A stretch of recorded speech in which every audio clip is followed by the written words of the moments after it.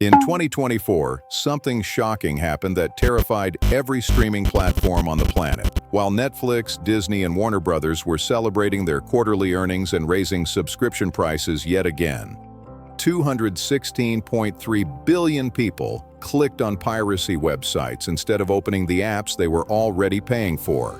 Let that number sink in for a moment, because it represents the biggest shift of consumers from legal services to illegal ones in the history of digital media. And industry analysts are now asking a question that would have seemed impossible just 5 years ago. Did the streaming industry accidentally build a product so terrible that piracy became the better option? The answer is yes, and the evidence is crushing. Back in 2020, piracy sites saw roughly 130 billion visits. Fast forward to 2024, and that number exploded to 216.3 billion, a 66% increase, revealing billions of people deciding illegal sites provide a better experience than the services they pay for. Television piracy dominates at 96.8 billion visits, nearly half of all traffic, while manga piracy surged to 66.4 billion visits, driven by fans who refuse to wait months for official translations when fan groups deliver content within hours. Music piracy fell 18.6%, and here is where everything becomes clear. Music is the only sector where piracy is declining because Spotify and Apple Music aggregated everything into single platforms. They proved that when you make content easy to access, reasonably priced and available in one place, people will pay for it.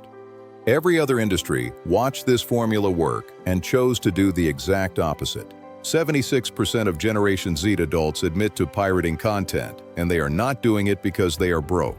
These are adults in their 20s who often pay for Netflix, Disney+, and HBO Max simultaneously while still pirating the same shows. They are paying customers who decided the product is not good enough. Millennials are not far behind at 67%, compared to just 28% of boomers. This is not a generational phase. This is the new normal for digital natives. Look at Sweden. In 2024, 25% of its entire population engaged in piracy, and 700,000 Swedish households now pay for illegal IPTV services, a 25% jump in just 1 year. 16% of households in one of the world's wealthiest nations are choosing to pay criminals for television instead of legal streaming services. The reason is brutally simple. Illegal IPTV gives them every channel, every movie, every sports broadcast in a single interface for a fraction of the cost, while the legal option requires juggling multiple subscriptions. Swedes are not pirating because they are poor. They are pirating because the pirate product is objectively superior. Modern piracy does not just match Netflix's quality, it demolishes it. Netflix streams 4K content at roughly 16 to 18 megabits per second, spending millions on compression algorithms while claiming you will not notice the difference. Pirate platforms stream 4K Remux files at 80 to 140 megabits per second. That is 5 to 8 times more data carrying the image exactly as the director intended. The audio gap is just as brutal. Streaming services compress soundtracks while pirates deliver lossless Dolby True HD that sounds exactly like a movie theater. You are paying $22.99 per month for Netflix Premium to watch a compressed version while someone else watches the pristine version for free. In 2022, Warner Brothers Discovery removed Westworld, their own flagship series that cost hundreds of millions to produce, from HBO Max entirely. Not because the licensing deal expired, but to write it off for tax purposes. Paying subscribers literally could not watch it anymore. Shows and movies vanish constantly as licensing deals expire and executives play content shell games. Pirate sites do not remove content for tax write-offs. Once a file enters the torrent ecosystem or debrid cache, it stays there forever. For anyone who values access to media, a hard drive of pirated content is more reliable than a streaming subscription that can revoke access on corporate whim. Disney Plus launched in 2019 at $6.99 per month. By late 2024, that same subscription cost nearly $16 to $18, a 129% price increase in 5 years. Netflix climbed from $8.99 in 2014 to over $17.99 today. To get the same content Netflix offered in 2013, you now need Netflix, Disney+, Max, Amazon Prime, Peacock, and Apple TV+. The total cost exceeds $80 to $100 per month. You are paying more than the cable package you cut the cord to escape, except now it is spread across 6 apps. The industry spent a decade convincing people to abandon cable, then rebuilt it at a higher price with a worse experience. Meanwhile, a RealDebrid subscription costs $3 per month and provides access to everything in higher quality. Netflix's 2023 password crackdown generated 100,000 new daily signups.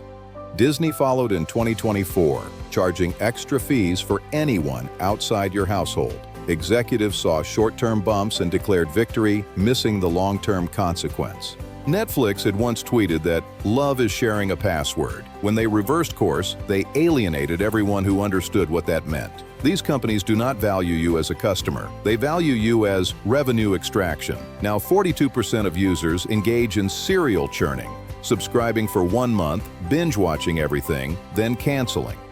This creates volatile revenue, and worse, the crackdown converted passive sharers into active pirates who are permanently lost. Projects, streaming services will lose $113 billion to piracy by 2027. Netflix reported $39 billion in total revenue for 2024. The industry is hemorrhaging almost 3 times Netflix's annual revenue to piracy every year. Financial losses force price hikes and content cuts, which degrade the experience, which drives more piracy, which creates bigger losses. The industry is destroying its own product trying to save it. Look at anime and manga for the future of streaming. Publishing piracy, driven by manga, grew 4.3% to reach 66.4 billion visits. Western fans have insatiable demand, but official translations lag months behind Japanese releases, while fan groups translate within hours. Anime accounts for the largest share of 96.8 billion TV piracy visits. A single anime season might be split between Crunchyroll, Hulu, Netflix, and Disney+, forcing fans to subscribe to 4 services for one show. Disney+ has become notorious for acquiring massive anime licenses, then failing to release episodes on time, creating what fans call Disney jail. The Japanese government estimates annual losses of $19.7 to $22.2 billion from anime piracy alone. Modern piracy has evolved into a sophisticated technical stack rivaling anything Silicon Valley built. The game changer is Debrid services like RealDebrid. Instead of connecting to torrent swarms, which exposes your IP address and relies on slow speeds, you connect to Debrid's high-speed data centers. The service downloads the torrent or retrieves it from their cache, then streams via encrypted connection. An 80-gigabyte movie file plays immediately without buffering. All of this costs 3 to 4 euros per month. Apps like Stremio act as your Netflix interface, presenting everything in a unified design. Community add-ons link this to your Debrid backend, creating seamless experience where you click a poster, select quality, and it plays instantly. The streaming industry has finally admitted fragmentation is killing them. The prediction for 2026 is a return to aggregation, rebuilding cable television over the internet. Super bundles are emerging, like Disney+, Hulu, Max packages. Tech giants and internet providers are positioning as the central billing layer, selling streaming services as add-on channels exactly like cable companies used to sell HBO. The industry is spending billions to rebuild the exact bundle model they spent 15 years disrupting, except now it costs more and works worse. Piracy has evolved into something the industry can never defeat, a permanent shadow competitor that sets the ceiling on pricing and the floor on service quality. If Netflix raises prices too high, piracy surges. If they introduce intrusive ads, piracy surges. If they remove beloved shows for tax write-offs, piracy surges. The streaming industry broke its fundamental promise that digital distribution would be cheaper, easier, and better than physical media or cable. In 2025, the legal offering is more expensive, harder to navigate, and technically inferior to the pirate alternative in every measurable way.